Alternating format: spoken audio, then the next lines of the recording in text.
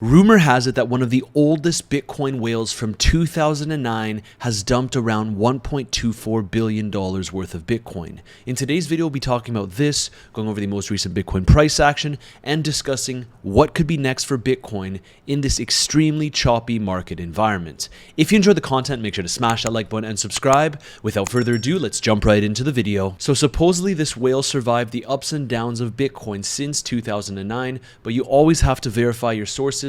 I checked into this, and Grok actually confirmed that this is a little bit of an exaggeration. First and foremost, he actually had a gradual sale of around 9,000 Bitcoins worth just under $600 million over recent weeks by sending 40 Bitcoin batches over to Coinbase. Now, Arkham Intelligence does label the wallet as a Satoshi whale wallet, an early holder dormant since Bitcoin's inception, now reduced from around 11,000 Bitcoins to its last 2,000 Bitcoins. Now, during this downtrend, we know that whales have been selling their Bitcoin. It's absolutely no surprise. This is horrible price action. But if we take a look at Bitcoin on the lower time frames, it's the exact same picture. Now you'll notice here that today, as I'm recording this video, we did get a little bit of a bounce from a pretty important zone. From a Fibonacci perspective, if we take the low here and bring it all the way up to the most recent high for Bitcoin, which brought Bitcoin above $72,000, we hit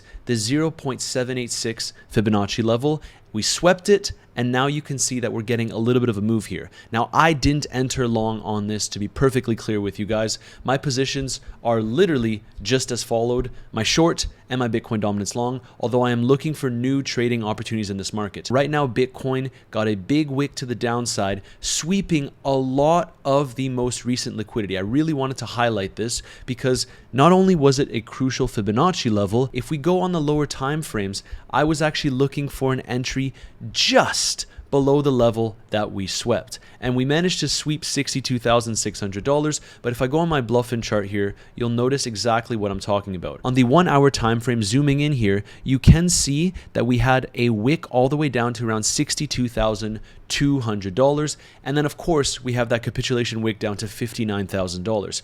So I would be considering looking for longs depending on the price action that we get, but I have to be perfectly honest with you, because we didn't manage to sweep that low, I did not enter a new position in this market.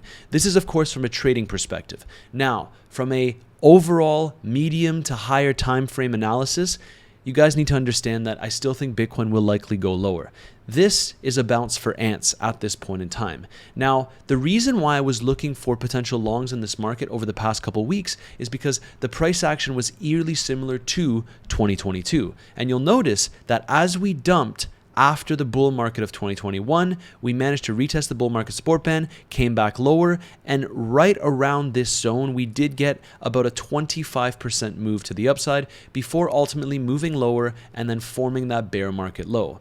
This is ultimately what I think will occur this cycle, in the sense of the bear market low won't just be a massive wick to the downside. There will likely be opportunities to accumulate Bitcoin at much lower levels, which I will personally take advantage of. Now, if we take a look at this price action, we do not want to start getting closes below here. I know that there's currently a lot of traders that are longing Bitcoin with their stop loss invalidation right at these lows. At this point in time, if Bitcoin starts getting closes below $64,500 on a daily candle basis, it's highly likely that we go ahead and revisit these lows once more. And perhaps this move up to $72,000 was the relief rally. Now, obviously, I will be looking for new opportunities to enter new trades in this market. And if you want to know when I decide to go ahead and take on my next trades, you do have the first link in my description down below. It brings you to my group. If you DM me the keyword CBM on Telegram, you'll get an automated message, which essentially asks you to sign up with one of my affiliate exchange links. You start trading on there and you get access to all of my own personal market insights and my overall trades. So what I wanted to also discuss is the stock market here. This is absolutely crucial because yesterday on my live stream, we discussed the fact that we do not want to lose the bull market support band. Losing this level would not be pretty for the stock market, but you can see that right on cue, we're managing to hold it as support. Now, I don't know how long this will last, but if you've been following my overall analysis, you know that my base case is that sometime this year, we will likely lose the bull market support band, and a drop like this would not bode over well for crypto. In fact, the most recent bounce for crypto on the lower time frames coincides with the stock market bounce. But as we know, the bounce of the stock market seems to be more significant than the bounce for Bitcoin. And when the stock market drops, Bitcoin drops even further. Now, there's a lot of other things that we need to consider. First and foremost, the Coinbase Premium Index is looking relatively decent. We are seeing a little bit more buying than usual. Next up, we also have the fact that the Bitcoin exchange liquidation map shows that on the one-day time frame, there's a little bit more cumulative short liquidation leverage in the market compared to cumulative long liquidation leverage in the market. But if you go on the higher time frames, my analysis still remains the same. I do think that Bitcoin will be moving lower, and I will be accumulating near the bear market bottoms. Remember, no one can time it perfectly. If you do believe in the asset class long term, it's only a matter of DCAing in as the price action bottoms out for that bear market. Now, speaking of the bear market, I also wanted to address something relatively interesting, and that is the fact that perhaps Bitcoin does bottom sooner than most people will expect.